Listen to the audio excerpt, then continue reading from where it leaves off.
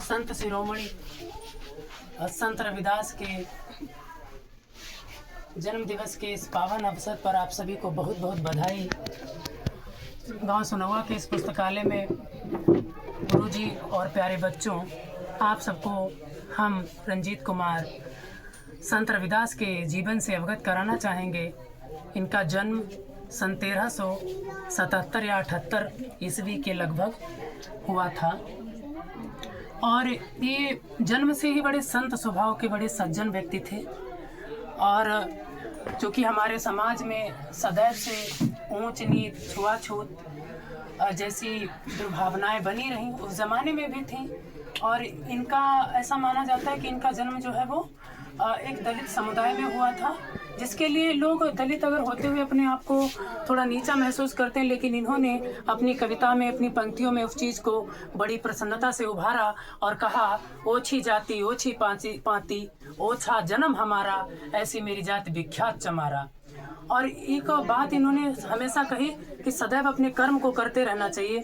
एक बार ये कर्म, इनके यहाँ चमड़े का व्यवसाय होता था, जूते बनते थे या टोकरियाँ बनाते थे लकड़ियों से और उन्हें बाजार में बेचकर अपना जीवन यापन इनके परिवार में लोग करते थे। स्वयं रविदास भी वही काम करने लगे। एक दिन ये अपने काम कर रहे थे चमड़े का और लोग माघ पूर्णिमा को गंगा स्नान के लिए जा रहे थे और उन्होंने कहा कि आओ रविदास चलें, गंगा स्नान करने चलें।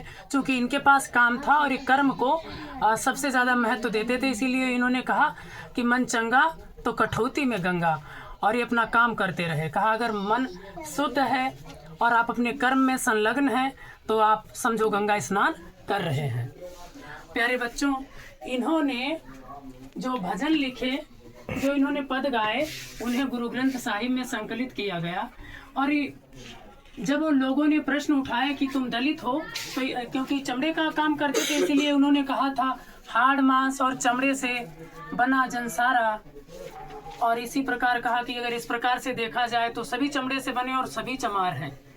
और इस प्रकार इन्होंने संदेश समाज को दिया कि आप सभी लोग ऊंच नीच का भेदभाव त्याग कर एक समान रहें और अपने कर्म को करते रहें। आज के समाज में लोग तमाम बाबाओं के पीछे जाते हैं और बाबाओं का चरित्र अच्छा नहीं निकलता है। प्यारे बच्चों, किताबें पढ़ना, इनके पद पढ़ना, कबीर को पढ़ना, रविदास को पढ़ना, इनसे अच्छा संत आपको नहीं मिलेगा। आप अगर इन्हें पढ़ लेते हैं तो आपको किसी बाबा के सत्संग में जाने की आवश्यकता नहीं पड़ेगी, क्योंकि इन्होंने लिखा था कि प्रभु जी तुम चंदन हम पानी, जाकी अंग अंग बात समानी। प्रभु जी तुम घनवन हम मोरा, जैसे चितवत चंद चकोरा। और प्रभु जी तुम स्वामी हम दासा, ऐसी भक्ति करे रविदासा। आप सभी को रविदास जयंती की बहुत बहुत बधाई। धन्यवाद।